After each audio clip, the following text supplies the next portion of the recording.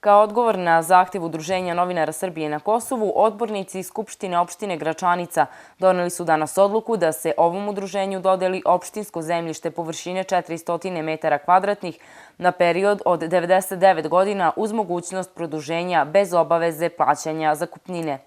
Usvajanje ove odluke predstavlja osnovu za davanje saglasnosti za izdavanje građevinskih uslova i građevinske dozvole za izgradnju objekata na ovoj lokaciji.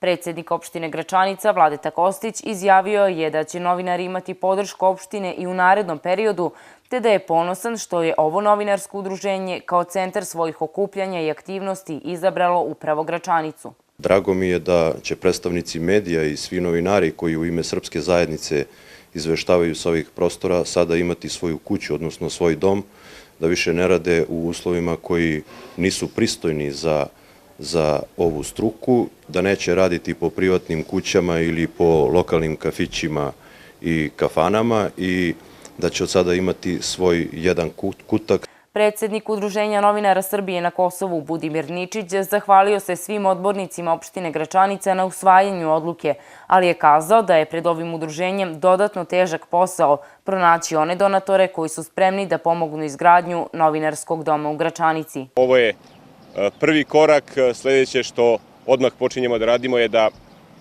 pokušamo da pronađemo sredstva za izgradnju tog novinarskog doma koji će biti naravno otvoren za sve novinare na Kosovu bez obzira na nacionalnu pripadnost. Nama su prostorije, odnosno prostor preko potreban.